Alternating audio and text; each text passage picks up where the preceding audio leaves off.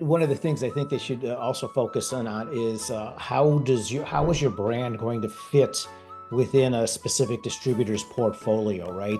Are you just another New Zealand brand, or are you the first, New Zealand Cabernet coming into the market? These are neither good things or bad things. They are just things. You need to know how they fit within that distributor portfolio. How many competitive sets are within that particular portfolio that you have to grab the attention of that particular, sales person, right? Welcome everyone to the BTN's Export to USA webinar, right? We're going to do three series here. So the first one is the US market, the second would be the UK, and the third would be the Asia. That will be, during March and April as well.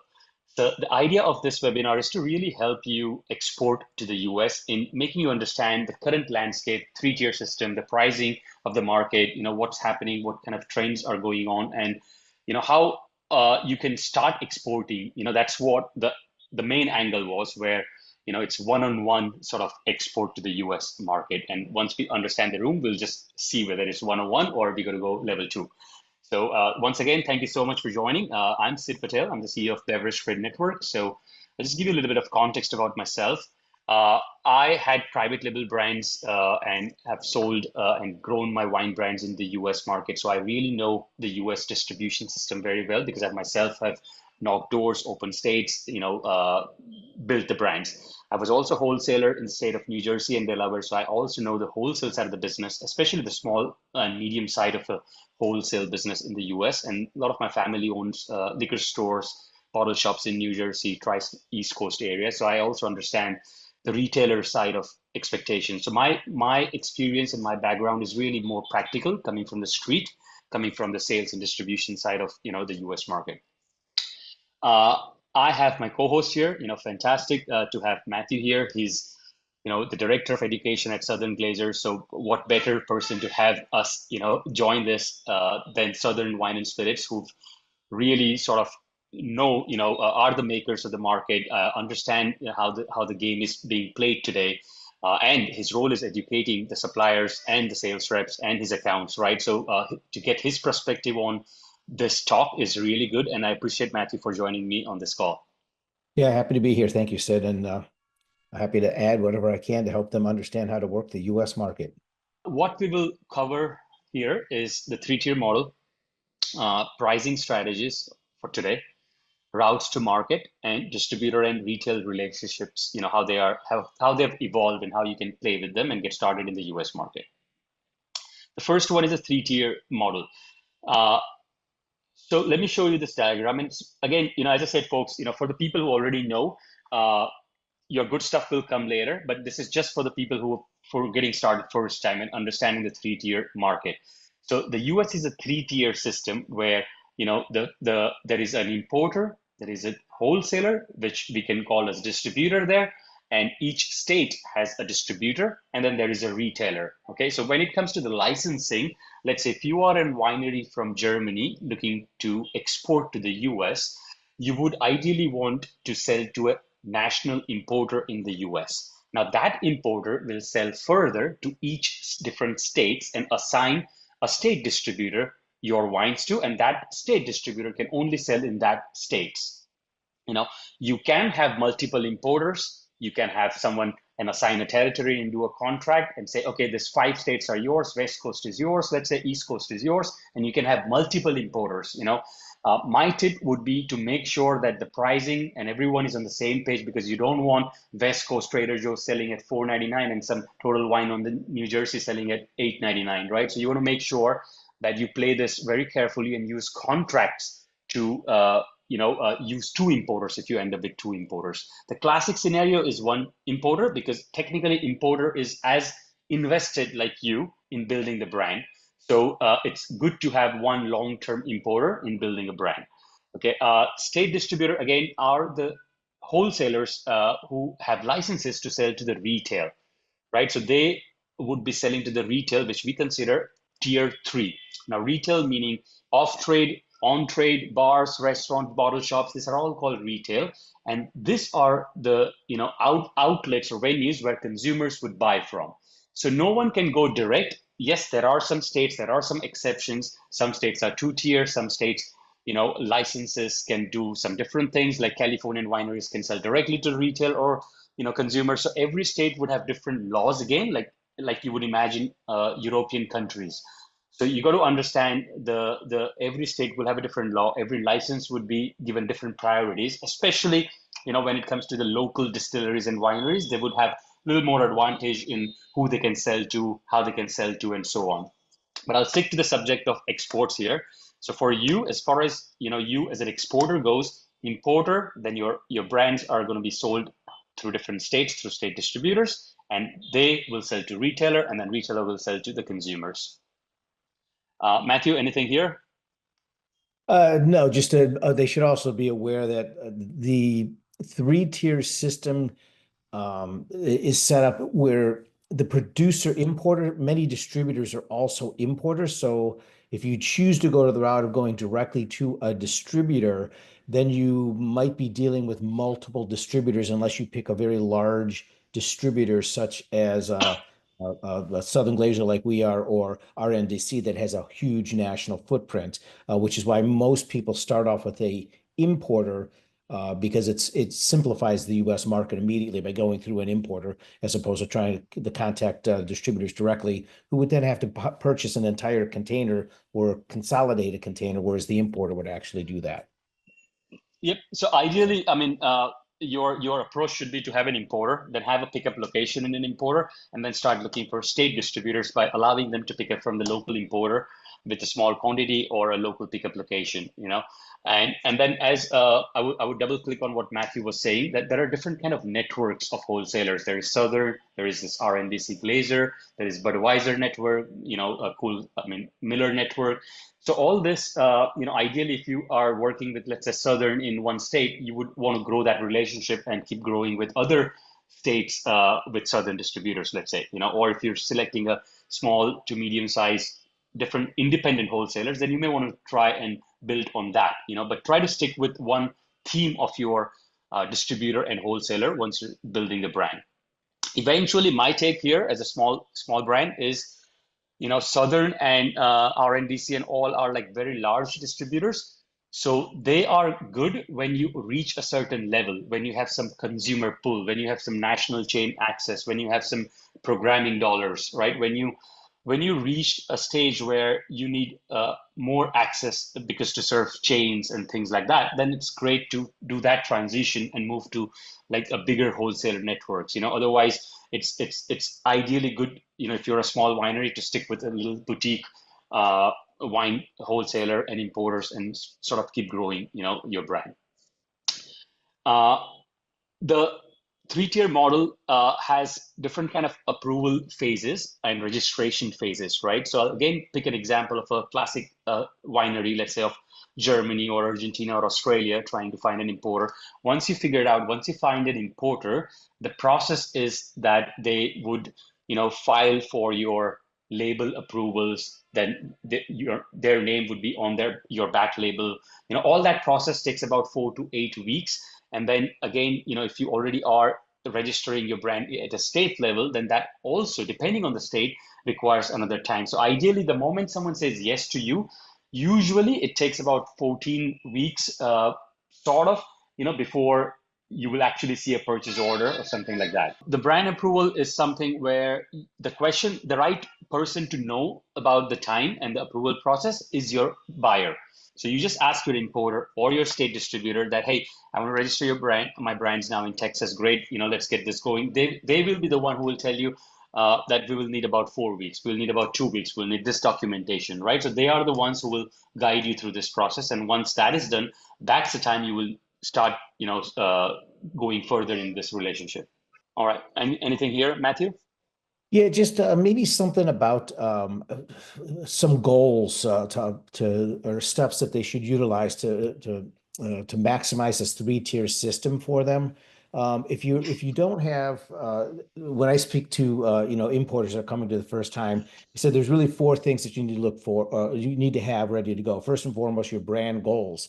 If you can't clearly articulate your brand goals, is it 50 cases a year, 500 cases a year, 500,000 cases a year? you're going to have a hard time not just selling a supplier, but also convincing an importer of what it is that they want you to, or what you want them to accomplish, right? Because your supplier and your importer actually work for you. So you have to have clearly set goals of what it is that you want to do the first year and what it is and where you want to grow, right? You also kind of need to know who your competitive set is. Because if you don't know who your competitive set is, then you really don't know what your competition is in the marketplaces, right? And you should have a clear outline of your marketing dollars as well. And those marketing dollars include sales incentives, what kind of money you're going to use to work the market, dinners, donations, all of that kind of stuff is going to grab people's attention. And then, in large markets, if you really just want to focus in on saying you want to go to New York or, Florida or Texas, Chicago, many of these markets, you may have to be prepared to have some kind of, boots on the ground. Now, whether that's your importer, you need to know what kind of commitment that importer has to, boots on the ground, or maybe it's yourself or somebody else that might be implied. So those are some things that you need to be concerned about or think about when you're putting together a package in order to come to the U.S. and to have a successful sales package into either that supplier importer that's going to be bringing you in. Okay. Yep. All right, let's go on the pricing strategies, and we will be touching base on the what Matthew said in the last part, where it's about this relationships and how to work closely with them. So I'll go on the pricing strategies here, like how to price the products and what is a standard way to sort of do the pricing here. And obviously this is approximate, so the taxes keep changing, and as we all know that in the like Trump administration has also put together more tariffs for imports, and things are changing. So this is just an approximate. So let's say if your winery is 30, USD FO XLRs, you can really look at this pricing model, and on an average, you can consider that it's 3 times more. Especially, it will end up at the retail. So if you are, let's say, a $3 wine X works, so like 9 would be the minimum that absolutely the consumers would pay for. If everyone's going to make like 25 to 30%. But I've kept a little bit more here as margin. So again, my view, Matthew, is that have trade make more money initially, especially when you're building the brand, and that is 40 to 50% sort of markup and 33% net margins minimum. Otherwise, there is just no motivation for people. On the flip side, the question you may ask is, but how can I stay competitive or this and that? The good news, I think, is the consumers would pay $1 more for your product, so you can charge $12 more for a case. That is fine. Like, you think that $7.99 is the right price, but actually $8.99 is still going to fly if you support and keep money for the depletion activities, for a lot of your market support. Because that's where the product will move. Like, you have no pull eventually if you think about it. So if you sold the story at $8.99, it will still move, then automatically just pricing at $7.99. So my take is, let everyone make more money, including you, but let the consumer pay $1 more. So this is a formula as an average, as I said, like 3 to 3.5 times. You can keep 2 times distributor and so on, right? All tiers I've counted like 33 to 40% margins. So retailers make that, distributors make that, and importers should make that. Importers can make a little less, like 25% is still fine, because they don't have overheads like distributors. Distributors, just so you know, that distributors are the real like overhead businesses, sales reps, trucks, logistics, right? Like, importers usually have third-party infrastructure, most of the time when you're talking small to medium size, and their cost is like feet on the ground, like market work, right? So they are okay if they make a little less than the distributor. The retailer, again, for a new brand, would expect a little bit more, because that is the incentive you're giving them to switch over your competitor or a market leader, right? Like, if your top category of that wine from Germany is at $12.99, and why they should stack is, one of the main reason is that you're allowing them to make more margins. So again, my closing here, and then Matthew can have more remarks because from the market, is keep more margins. I truly think that consumers can digest more, but you should keep more margins for yourself and for the trade involved, and allocate all the marketing spend initial in the first 2 years to giving back to the trade, like on depletions, right? So on sales activities, meaning if you sell this, I'll give you this. If you sell this much, I'll give you this. Sales rep this incentive, retailer this incentive, all incentives based on the sales goals. Right. So Matthew, what's your observation on how to price and margins? Just kind of want to reinforce the fact that it's an incredibly competitive market. So you need to know the competition, right? And to make sure that FOB is not too low. I think the biggest problem I've seen with dealing with the new wineries coming into the market is they price the FOB because they want it to be really attractive. And it's harder to raise your price than it is to lower, it's easy to lower the price, right? But you want to establish a strong, identifiable frontline price for your product. And you don't want to, you really want to avoid deep discounting, right? You want to build your brand identity around a price point and make sure that you have within that FOB money for yourself to give back, as Sid was saying, to the sales consultants and area managers, okay? Because remember, these sales consultants, they may have 1,000 SKUs that they're working on selling. So how are you going to get their attention other than the fact that you have great quality wine? Because there's a lot of really good quality wine out there. Those incentives directly to the sales consultants. Oh, not only do they have great wine and it's a really good price point. Oh, but I'm also going to make $10 a case if I hit 100 cases on this particular product, right? So those incentives are very, very important. And I kind of said this, but I still want to make sure I reiterate: avoid deep discounting. It's okay to have volume discounts, appropriate volume discounts, but deep discounting and false front lines, consumers see through this, Mm. and they will stop buying your product until they see the product at the very, very bottom tier price point, right? So those things can really hurt your brand. Long term. And then the last thing with pricing strategy is know your category. And where do you want to be in that category? If you're New Zealand Sauvignon Blanc, and you want to be a premium New Zealand Sauvignon Blanc, okay, then make sure you're priced at the top point of that category. But if you're trying to be a volume-driven New Zealand Sauvignon Blanc and you come in at the wrong price point, you're going to have a tougher time, going at it. So knowing the category that you're in and the price ranges within that category in the United States market is going to help you properly assess that FOB that you want to come into the marketplace at. Because you have to really stop thinking about, well, my wine sells for X here in Argentina or in Spain. That's the wrong way to look at this when you're trying to sell them to the United States. Yep.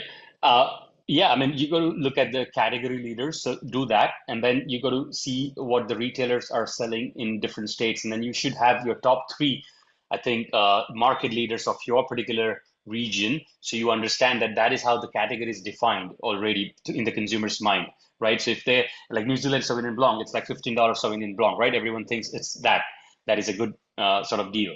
So if you do 22, it's going to be bad, and if you do 12, you're losing money on the table, right? So I think it's important to see that. And then on what Matthew was saying, that deep discounting, meaning, just so you know, like, you don't tell the retailer to do 7.99 and then sale and 5.99. You rather give them the deal, have the money in the pocket, like give them like 3 cases on 10 deal or floor stack, but don't discount the consumer side of the pricing. Again, use that discounting to drive trade activity, not the consumer discounting model. Yeah. All right. So just some data I have here from Nielsen, so that you can also see the reason for this was really to align yourself with two main things. One is, do you have a tailwind or do you have a headwind, right? It's very important for you to be realistic and understand that where is the US market going? And pretty much, I mean, most of the world is going in this direction these days, like the mindful drinking and no and low premiumization and this and that, right? So we'll just touch base on some actual data.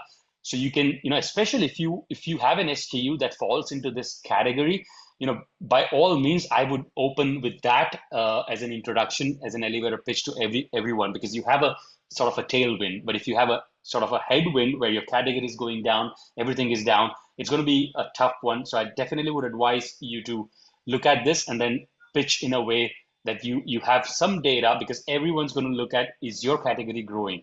Have you got a proven case study or something like that? Uh, so we can see here, and we'll be sending you this data, but I'll just do some quick headline reading here. Uh, so overall, as we know, folks, like it's tough for the wine, especially wine. I'll just sum it up. It is definitely tough time. Like 3 to 4% industry was down. Premiumization also has reached its peak, so it's no more. I think that I think US also is coming back to the value focus, where consumers are going to look for deals, and good value for money sort of plays. No and low category for sure is sort of growing. You can see here RTD growth is there. One of the, for the spirits producers who are listening, let's say, there is some big changes that happened a few weeks ago, I think.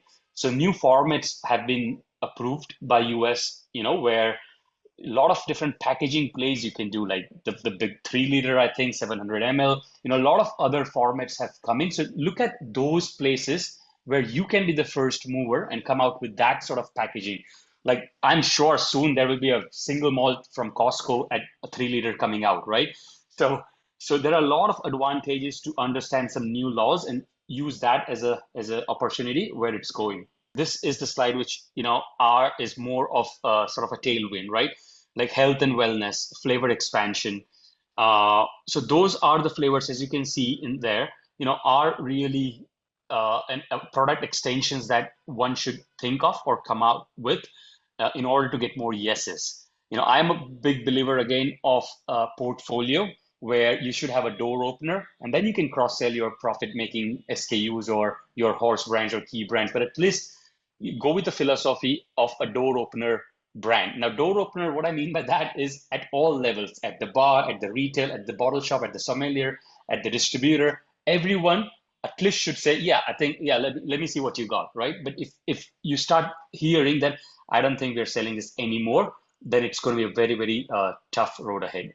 Matthew, what's your take on, let's say, in the current landscape where things are tough?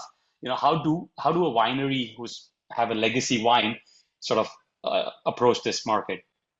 Yeah, well, I think one of the things is trying to understand what's going on with the Gen Z and young millennial generation in particular. And I think in some cases, people are trying and they're pushing too hard. They want the young millennials and the Gen Zs to make up the lost volume of the older generation that's drinking less, and well, we're just dying. Okay, we're leaving the market. We're not consuming anymore, not because we don't want to, but we just can't, right?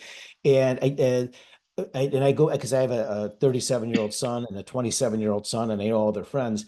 I they are into exploring. That's really what they want to do. They want to explore. And many, I hear this all the time that the younger generation isn't drinking. I'm like, yes, they are drinking, but they are drinking differently than the way we think about drinking. They explore, and they know not only do they have the choice of wine or spirits and cocktails, but they also have the choice of marijuana in the United States in many places, and microdosing. Okay, this is all a part of their repertoire, the things that they're doing. They move in and out of this stuff. So when thinking about the Gen Z and the millennials, you have to think about the long-term game. When I was their age, I was drinking sweet wine, cheap whiskey, and cheap bland beer, right? And then we grow and we develop into something more. So if you capture the millennials knowing that, and the young millennials and the Gen Z knowing that right now they're going to be spotty. They're going to drink my product. They're not going to drink it. They're going to drink my product. But if I'm consistently there giving them the message over the long term, when their drinking habits and their daily habits of how they want to live their life settle, now your brand is going to be in their mind, and they're going to be thinking about you more often. You're going to develop that loyalty, right? So brand loyalty with the younger generation takes a long, long time, much more so than it did for people that were in my generation, where like my brother, who's a year younger than me, I can still tell you what beer's in his refrigerator, what whiskey's on his shelf, and what wine he's going to drink because he's been drinking the same stuff for the last 30 years, right? That's not the way that Gen Z and millennials are. You have to play the long game, and you really have to hit that health and wellness issue as has to be part of your campaign. Not only what makes you unique, what makes your quality there, but also the health and wellness piece of it. Got it. So we'll continue on that. Like this are some of the things that we are seeing growth in the US. So you can see like these are the terms that uh, uh, when brands use them well in their marketing or labels, it's showing growth as well. Plus, these are the categories which are growing, like free from artificial colors, low calorie, eco-friendly, non-GMO, social responsibility, right? So I think a little bit of adaptation is needed because this is where, as Matthew said, like this is a great way to connect with that young consumers because that's what their values are these days. One other thing, Yep. Sid, that just kind of popped into my head, because you mentioned the economic headwinds that are coming up. Remember, the economy ebbs and flows. This is not this, the headwinds we're involved in now. It's not a new thing. This is when it's most necessary for you to double down and spend even more time inside of a market, because as soon as the headwinds turn, the people that spent the time here and now fighting against the headwinds, when it turns around, you're going to set yourself up for success. So don't think, well, the economy's off. Maybe it's not a good time for me to come in. It's actually the best time for you to come in, but it's going to be a lot more work, and then you're going to reap the benefits on the other side. Yep. And I definitely am a big advocate still that US is still the best market. Like, I mean, we work with 10,000 brands every year and I see, their demands and where they want to go and here and there. And I myself, as I said, I've sold the effort for you in that time and money, you will get more return in the US market period. Like if you put that effort in any developed market like Germany or UK or Japan, versus US, I guarantee you that the rewards are much faster. You will make or break very fast. At least the good news is that, so the retailers and the US market still entertains the entrepreneur. It still gives entrepreneur a chance. Okay, show me what you got. But the only thing it's asking is you show me that it's working, you know, but it's still giving you a chance. No one's going to say, if you told someone that, hey, buy one case and I'll come this Friday and Saturday and blow it off, they'll say, all right, go ahead. Right. So that's the good news. You just have to come in Friday and Saturday and do that state tasting and blow it off. So I'm still very, very bullish on the US compared to the other sort of economies. Let's go on the route to market on some other ways, what people are doing these days. So one is this classic model that we discussed, right? Like you find an importer and then you rely on that importer, you work with that importer to grow your brand in a very strategic way. My suggestion is definitely put numbers and expectations very clearly so that you can sort of walk out of that relationship, or you have a very clear expectation on what your vision is, and definitely be long term in this and be realistic in this, right? When you're drafting that agreement. Let's go on a couple of other routes to the market. I've just used a Park Street and MHW model here.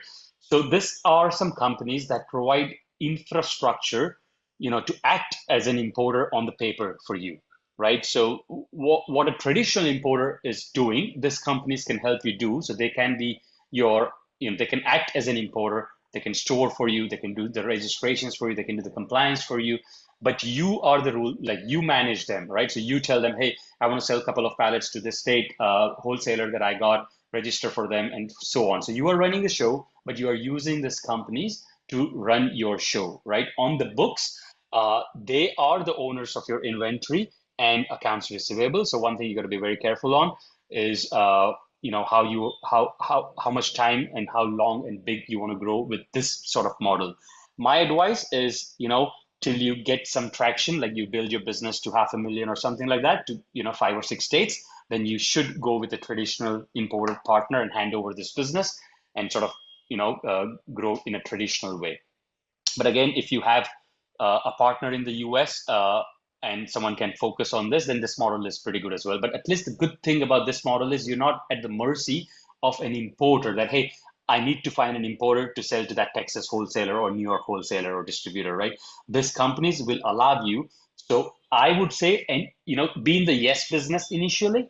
So start when you're knocking doors in the US for importers and distributors, and imagine a case where a Georgia distributor says, "All right, I want your wine. I want to pick it up from the US, but I don't want to come in a container." You say yes, and then you make this happen through this model, and you start building your business.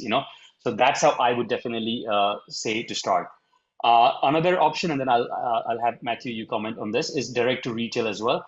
So when you are saying yes, you have to come up with a model where you're trying everything. Like there are companies like LibDib, who can help you sell to retail as well, right? So you go into their network, you are just sort of, it's all consignment model, right? So sort of imagine that you get paid as people pay them, right? So it's legal routes to the three-tier system, but again, it is allowing you to start knocking doors. Like you can knock a door in Chicago and sell a couple of cases to a bar. Everything is possible, in today's landscape, as long as you work with the right partners and you get started. And then, as I said, the moment you start building it, you start handing over and go back to the traditional model. Matthew, what are you seeing, or what's your take on that? Yeah, I mean, the DTC market is very good to get yourself established, or at least try to develop a little bit of a footprint. But if you're planning on trying to sell 100,000 cases, trying to sell it through direct to consumer is probably never going to happen. It'd be very, very, very difficult, right?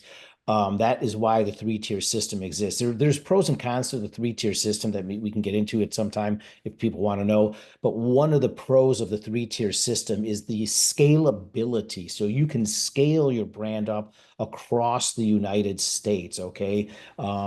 Whereas DTC, you're really limited on where your top end number is going to be. And another option out there that kind of fits into this category. I know people here that actually start their own import businesses, right? And they start selling their wine, say in the Florida market or in the Chicago market. They build a tiny footprint. They have a little small warehouse. They deliver all their own wine. They build a small little footprint, and they come to the Southern Glazer and say, "Look, this is what I've done in this particular market on my own.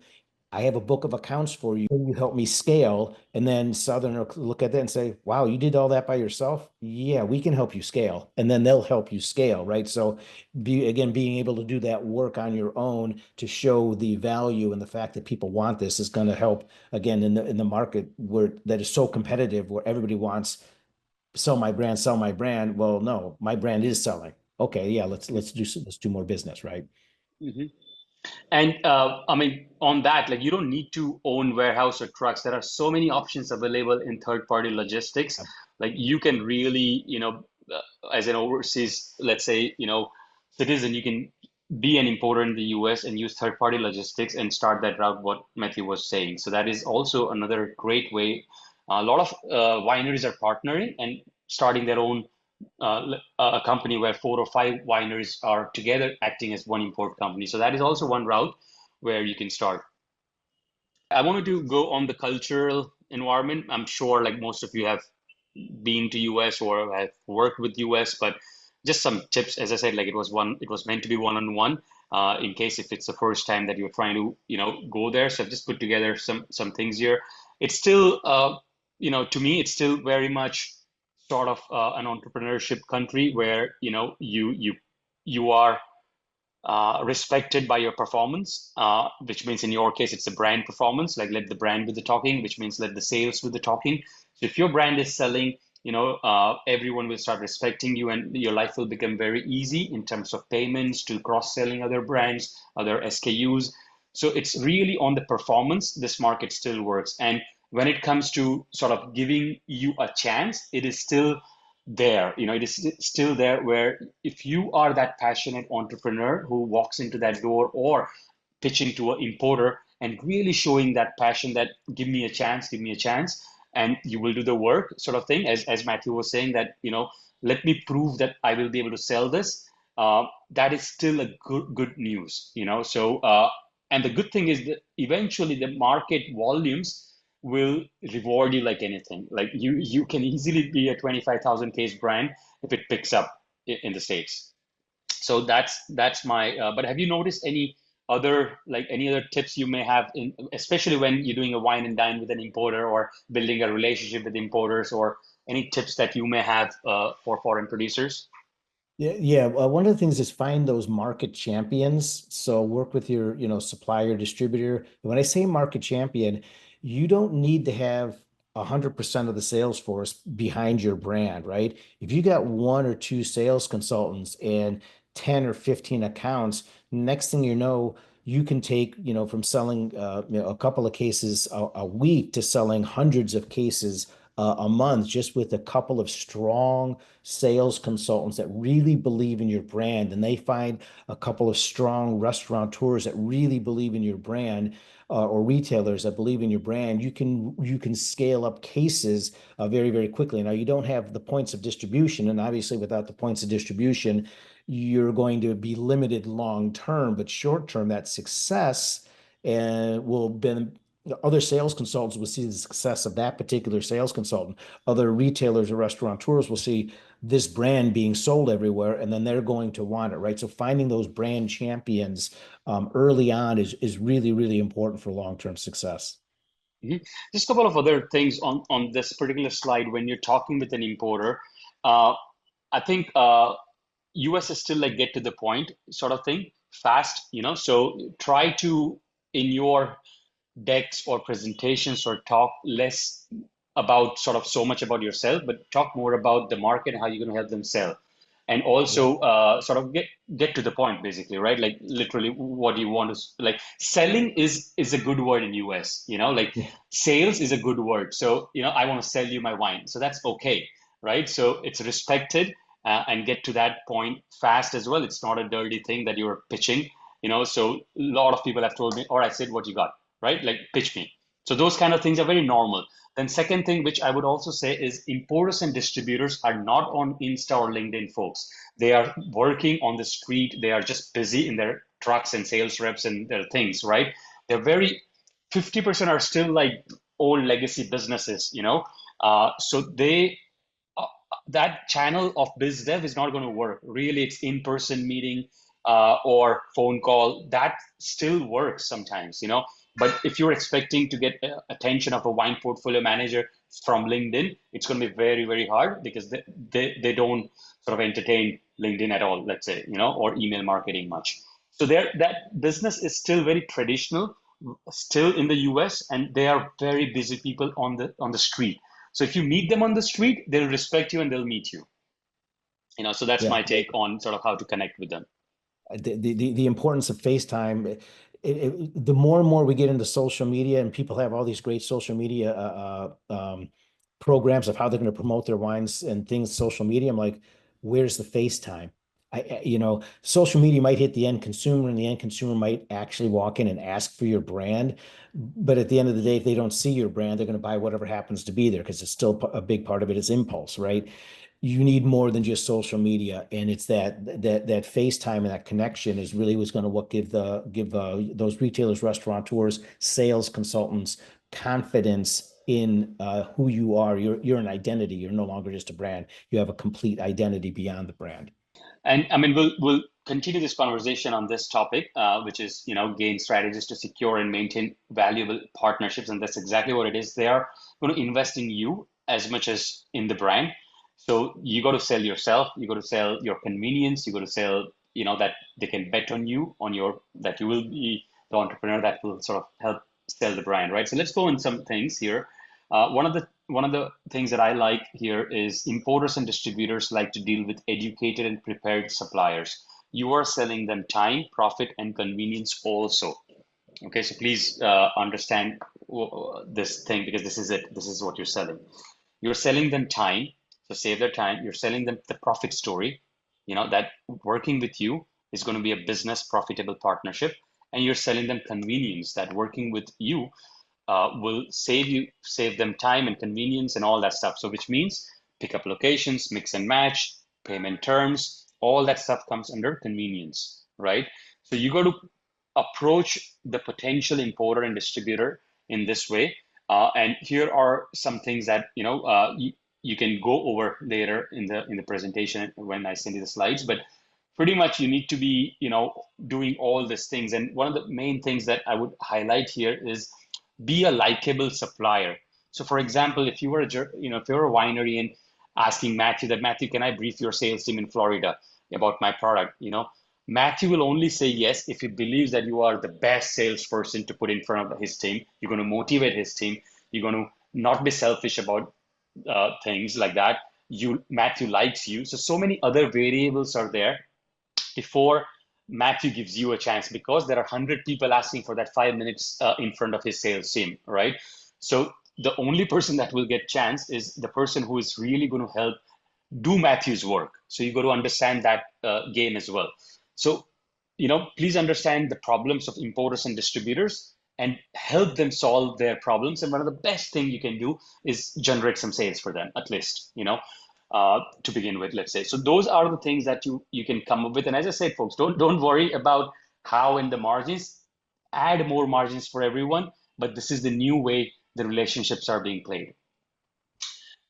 These are some market materials that you will need when you're pitching in the US market. It's still very much trade focused, very much retail driven. So even companies like Matthews, like Southern or the Budweisers of the world or the Bacardis of the world have to beg orders to the big retailers. Like, who are you and me, right? Even Grey Goose have to say, hey, don't buy Bacardi, buy this, or don't buy Miller, buy Budweiser, right? So it's really the retailer is the king still in the US, where a lot of trade materials and programming have to be designed around the retail, for coming to the wholesale and the importer channel, because ultimately it's the retailer that is building the brands out there on the street.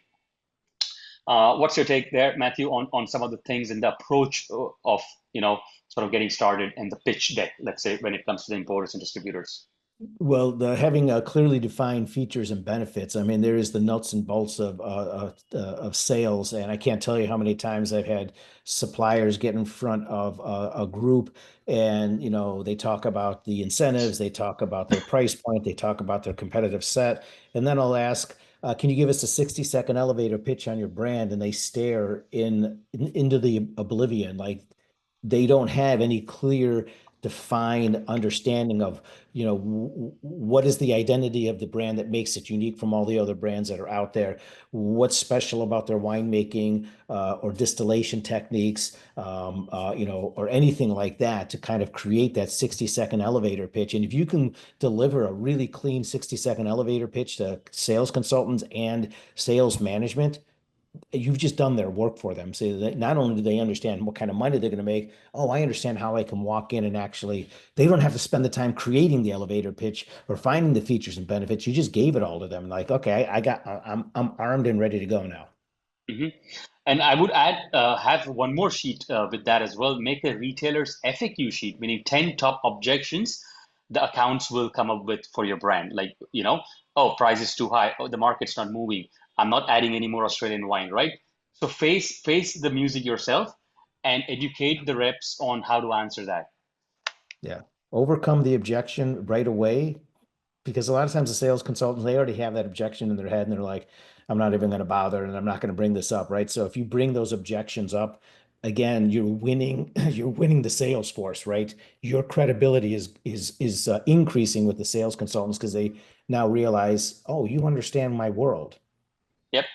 I mean, I remember that my goal was really that Monday morning, your reps should take my wine in your bag, right? So everything is around that, because that chance is gone then, Yeah. So those sort of business mindsets, we all have to understand that how salespeople think, how distributor, how their boss thinks, how the retailer thinks. And that's the language we continually need to talk in our presentations when we're sort of, have a chance to pitch an importer. We spoke about market know-how, so I'll go back as a recap a little bit about the U.S. market. So you should know pricing of yourself, how and where. So be very spontaneous or very instant. Like when an importer is asking you when you're having a call, all right, so what's your estimated retail? So you should say like immediately $14.99, right? And with that, you will make 44%, retailer will make 40%, da, da, da. So you should have very clear pricing language, then competitors, and these are my top three competitors. These are the market leaders. This is where I'm priced at. Then deals and programming. All right, this is our annual deal and programming sheet, like 1 on 5, introductory mixed case deal, whatever 2 on 10, sales rep incentives, market visits, all that stuff should be there as well. And you should be really very clear about, having that as a consistent with all partners. Like each distributor should be sticking with your programming the same way. You should not favor sort of someone in New Jersey and not in Delaware, let's say, and so on. We'll be sending you this as well. So let's go on sort of the pitch where really, what do you as a supplier need to look in the importer? Because I think, a lot of you will save a lot of time in qualifying a potential importer if you knew what to look for. A lot of times you're just cold calling, but you don't know what to look for. And one of the best things you can start looking at is the gap in the portfolio, right? And then comes the second questions you can ask, like how many, like if I was pitching Matthew, I would ask him, Matthew, let's be honest here. I just want to know like how many weeks or how many Mondays will I get a chance? Will it be one Monday in a year? That's it, that you're going to take my wine in the market? Or will it be 2 times? Or if it's failed 1 time, will I get a second chance? Let's be very honest here, right? So those are the questions you can ask them. So you are very honest with the distributor. And the reality is you only get one chance, like the first time sort of thing. And then usually distributors are not going to take, your brand. It's if a sommelier asks that, okay, you showed me that wine, can you bring that sample again? That's how, things happen. Minimum sales assurance, chain authorization. So if an importer, how many states they are dealing with already, if they are approved vendor in national chains. So these are some good things, if they own their trucks, if they own their warehouses, these are some simple growth hacks that you can do to really do business with a minimum viable importer. Like I would not do a business with a home run importer office with a third party logistics, because then you're risking your money and your everything, right? So at least like Google Earth their business, see if they have a warehouse, have a couple of trucks, have about 5, 6 reps, and are in like 6, 7 states, and have a decent portfolio of 10, 15 wines, right? So those sort of things you should understand, and that's a minimum you can start with, and then you can do a reference check where, you can ask a fellow supplier that how are they in the payments and so on. Unfortunately, folks, this whole game is, I'm sure you may have experienced this, but if the product doesn't sell, no one wins. We all know that. So including the distributor, if your product is collecting dust, sooner or later, it's going to come and bite you and we're not going to get that payment, right? So it's important for you to know that that importer or distributor have some brands that has made that importers and distributors business very solid. If they are also new and you are also new, it's going to be very tough road. At least one of you should be an established sort of brand and should have a proven sort of some brand and traction in the market. So it's a running business. So these are some things that you should look for. And when it comes to the pitch, these are a lot of points here. But again, I'll share this in the deck. But these are some points. I'll just read out very quickly, and then I'll have Matthew say some things here on this as well. So this is a pitch to the importer. I'll stick with the export again with the importer as a focus, not the retailer and so on. You should have your sample policy, you should have your profit policy, you should have your pickup locations, you should have a pricing clarity, you should have logistics clarity, you should have how many times you're going to be in the market, what kind of marketing dollars you will give, right? So this should be your 70% of your deck. Then the rest can be your like product informations and so on, right? So that's where I would definitely focus on. And once the sample process is done, I would say, hey, Matthew, let's jump on a call to discuss how we will help you support growing this brand. And I've come up with the plan I wanted to discuss with you, but I'm open to see what works best for you. And then refine the plan, what works best for your importer. One of the things I think they should also focus on is how is your brand going to fit within a specific distributor's portfolio, right? Are you just another New Zealand brand, or are you the first, New Zealand Cabernet coming into the market? these are neither good things or bad things. They are just things. You need to know how they fit within that distributor portfolio. How many competitive sets are within that particular portfolio that you have to grab the attention of that particular, sales person, right? So understanding how you're going to fit within a distributor portfolio, both pricing, the number of competitors is going to help you understand maybe manage your expectations, or maybe it's not quite the right distributor because you have too many other items in Hmm. that distributor's book that are too similar to yours, and so now you have to fight more to grab that attention. And also, what you'll find in the US is some distributors and suppliers are really, really good at driving volume and building brands, right? And other distributors are really good at protecting the integrity of boutique brands and finding the right buyer for a specific brand. And so if you are not looking to grow, you're a small 20,000 case winery, you may not need a big volume distributor to kind of to meet your goals, right? So understanding what those distributors specialize in and where they excel can also help you, pick both the right importer and the right distributor to get your brand off the ground. Hmm. So the question one has to ask is, how do I become a priority for my importer, right? And that solves a lot of problems, which is, are you filling the gap? Are you the leading supplier of that category? And are you working towards becoming a leading supplier? So how are you going to become priority? Simply by making sure that you are part of their P&L, you're part of their revenue stream, and you're part of that category. Like if it's a Chilean brand, you are the number one supplier for that wholesaler, right? So, or importer. So you should really think and try to aim at becoming a priority, because otherwise it's going to be sort of a one order sort of thing, where it's going to be very tough till you don't become a priority for that particular importer.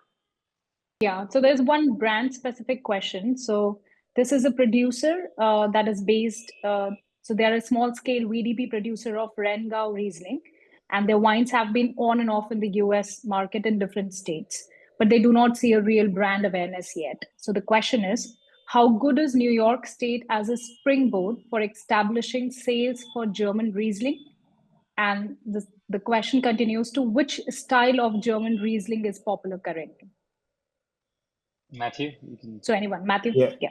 Yeah, so I mean, New York can be not just New York, but for German Riesling, you're going to want to find those markets, whether it's New York City, whether it's Chicago, whether it's Austin, San Francisco, the markets that really kind of excel in specific Riesling. And with Riesling, even in our portfolio here in Florida, the number of GG Rieslings, the number of dry Rieslings, I think are now outnumbering the number of sweet Rieslings, or at least they're equal to the number of sweet Rieslings that are out there, right? Because there's been a bigger push into the market from Austria. We see a lot more Austrian Rieslings, and they are absolutely dry. And the consumers and I drink a lot of Riesling. That are drinking Riesling now understand that Riesling just isn't a sweet wine. And again, you're talking about the young millennials and Gen Z, especially when they're looking for lower alcohol wines, which is a big part of the health and wellness aspect of it. They realize that dry Riesling tends to be lower in alcohol. It doesn't have sugar. And it fits that category as well, right? For the Gen Z and the millennials. Okay, so but selling Riesling, and I've been doing this for over 40 years, and I'm a huge fan of Riesling, and I've beat my head against the wall, the consumer wall, trying to express the virtues of what great Riesling actually is. It's still an uphill battle, which is why you need to find the right market, the right champions. And again, New York State could be a good springboard, but it's not the only one. Remember, New York's also got a lot of importers there, so maybe it's another market that you're taking a look at, like an Austin market, or some of the other trending. I'm drawing a blank now because it's early in the morning. Trending up, hipster kind of markets that are in the United States are definitely where you want to go. Mhm. Nice. Like Thanks, Nashville, Matthew. Austin, those kind of things. Nashville, yes. Austin, yeah, very good. The another question that we have is, are there any legal challenges for the US producers who decide to do direct alcohol sales to online retailers? Let's say that you are a winery in California and now you want to do D2C in New York, for example. That's what maybe it can be. So there are different platforms which allow that systems, like Speakeasy was one of the platform, let's say, right? Minibar Right. is one. I think Matthew, maybe you may know any D2C plays that you guys are doing, but I think everyone works through the system. So there is no illegal thing, first of all. There are legal ways to dodge the system. Yeah, I mean, there's been lots of legal challenges. Oh, I think we're actually on the other side of the direct to consumer piece has worked itself out well. So those people that are, if you want to utilize a direct to consumer, like well, I keep saying wine.com, which is no longer, but wine.com and those things. Wine.com was the first one to do it. They've already gone through lots of these legal challenges.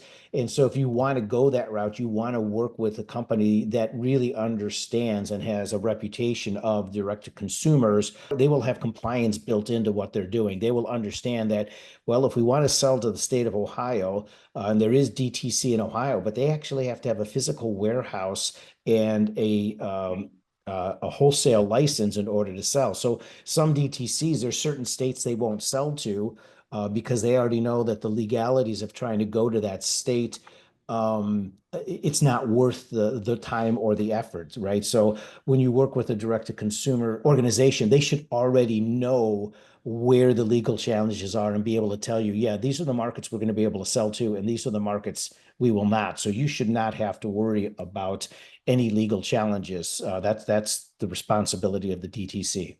If that makes So sense. I think I just got the questions on, what legal Yeah. challenges are arising regarding direct alcohol sales to online retailers for producers of USA or other countries.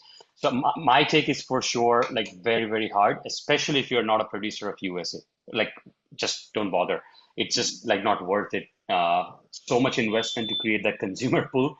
You rather knock a couple of doors and sell 10 cases. You'll end up selling 10 cases online with all the effort. Like the data is just not there still for an overseas brand to be a big D2C player. But local producers do have advantage because for sure that it's direct themselves packing and shipping. So that's a very different thing. But if you're navigating the system, people have just given up, I think, Matthew. It's just not worth it. If you try to navigate the legal routes and build a D2C, like I have a gin brand and we tried that as well. It's just not worth it. Yeah. So have you seen Right. any So we have brands in your portfolio that are like, or Southern, like are you guys helping activate any D2C plays? That's, I don't believe so because Southern's basically building their own DTC. If the three-tier system falls, they're ready to actually Hmm. change their business model. I don't know all the details on this because I'm not privy to any of that. I just know that these things are in the works just in case the three-tier system changes. They are already ready to pivot. But Southern wants they would rather take a brand out of DTC and then build it as opposed to help them work through the DTC system. Hmm. That's my impression. But not being part of those teams, I don't want to speak specifically for them. Understood. And on that, I mean, the whole three-tier system is so well rooted and strong that it's very tough. It's they're going to make life more harder and harder. So the traditional system is the unfortunately the way, the best route still. Yes, Sangeeta. any of the places that you both can suggest where they can find main figures on wine trends, consumer preferences, any newcomers for each state, so that the producers knows that this particular states fit more to their portfolio.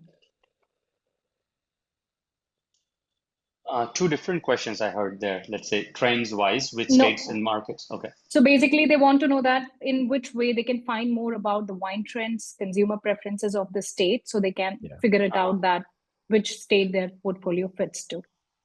got it. I think there are some data So where to reports. find? Yeah. Yeah. So Nielsen or Or, I mean, maybe you guys would have a lot of data, Matthew, but I think by the gut feeling, California looks like the trendy new trends, all this come there first in New York, usually because of the people giving chance to new trends. So those are the two markets that I think that new trend spotting can be done, and then a lot of other states catches up. But I think what is there any data that people can find by state when it comes to what's moving, what not, Matthew? Yeah, yeah. I mean that kind of data is you're gonna have to pay for. I mean, you can go to like Nielsen or Hmm. what is it, IRI, IWSR and all that. Yeah. yeah, Wine Intelligence. Uh, there's a bunch of them out there. Sometimes they put their data out there because I'm constantly searching for that kind of data online, and sometimes you can get it. They just release it, and other times you can get 2-year old data, but you can't get their current data. Silicon Valley Bank used to have a Hmm. great free piece that they used to deliver that would provide some of that kind of stuff. So it is available, but you'll have to buy it from you know, you'll have to buy it for it's basically subscribe to one of those organizations that provide that kind of data. But do your research also on who you're subscribing with to make sure that they're actually providing you with the data that you're looking for, because sometimes the data can be kind of generic. Hmm. Uh, we have some reports, so whoever wants that can also share their email, and that Nielsen report you can send at least that level one Yeah. report we have, which they sent us. The second, even the state bodies, right, Matthew? Like if ABCs of each state have do post something like the spirit sales of this or this in Delaware, let's say. I'm sure there's some places TTB or the ABCs of each state are posting as well. It depends on the state. So some states actually have that. Other state like Ohio, none of that stuff's available. But I believe in Florida there is a central organization, and so in some states they do. So that's kind of a state by state thing based on Mm, how the system's set up. Like Pennsylvania, I believe you can get a lot of data out of there because everything is controlled by by the state, right? mm, And then, I mean, and then if you're working with a wholesaler, many times a wholesaler will give you data. Okay, it yeah. won't have brand information, but it'll give you generic category data, so you can see how Chardonnay sales are doing across a variety of different tracks and that kind of stuff, right? So once you build a relationships, you'll be able to get data like that from your distributor. Yep. And I mean, a stupid answer here, but uh, very good way to also find is just knock the doors, walk the streets. Like if you really spend 2 days even in the market, like, go to stores like Total Wine who have bigger footprints and ask the buyer, hey, just want to know how this Oregon Pinot Noir is doing at $15. You ask that question to 15 people and you will just completely get the whole view of the market. Nice. We have two more questions. Quick. So you said that it's hard for you to catch up people on socials and all that. So the question here is, what channels do you recommend to find the right importer and distributor? What channels? Like it's hard to find them on Instagram or LinkedIn. So how do we Yeah. find them? Yeah, that's a good question because I actually because I do work around the country, and I'm like, well, who carries this brand in the state of Georgia? It can be really difficult to find that information because wholesalers are not like retailers or restaurateurs where they're trying to get their name out there in front of everyone. And I don't know if I can answer that question because you're either a wholesaler that's well known, like Southern RNDC, um, um, or yeah, I mean, basically, if you work with the local, if you want to go to Ohio and you have a brand that's already in Ohio, they're going to be able to start giving you some of the distributors' names that are in Ohio, right? So if somebody calls me and asks about Ohio, because I spend a lot of time in that market, I can give you the, Heidelberg and Vintage Wine and, Wine Trends and all that kind of stuff. But that's because I'm in the market. So you're going to probably have to find somebody that's in the market really to find out which wholesalers are doing what in that particular market. And really, what you really want to know is which distributors are performing or how do they perform. Like in Ohio, Heidelberg is great for large distribution, but if you want something more boutique, you might want to look at Vintage Wine, or might want to look at Wine Trends or something like that, right? You have to understand what their specialties are in each market as well. So I'll again give a very traditional answer because that's still there. So you obviously Google one thing, you LinkedIn, you Insta search, all that is basics. But then you also look at some similar brands like yourself and go to the distribution page and you see a list of distributors that some of the brands have listed, right? And you start building from that. Then you open that page, you find more suppliers, you find more distributors. That is one way. Second is you can go to the TTB approved license permit. So there is another list which is out there, which has all the licensed importers and distributors in the US, but that's just the name and the license number, right? So it can say like Sid Patel LLC, but then the trading name is something else. But at least you know that that's a licensed importer and distributor, and then you can do the thing. So finding database is easy. So let's say I'll answer this question in 2 bits. Now, the second question was how do I connect, right? How do I reach them? How do I meet them? I think, again, good email still works. Phone call still works with a reason saying, hey, I'm coming to the market, I'm attending the show, or I'm coming in the market, would love to meet you in person. If you've got 10 minutes, I can come and da, da, da, right? So those are the ways still work. And for sure, the other angles are the referrals and the other introductions through the people that Matthew was saying, that if you know someone, they can refer you and whatnot. But I think the first step is build a database, first of your target kind of potential importers that you want. Like at least you should have 60 to 70, and then you can cold call every month those 60 or 70 in your own sort of base.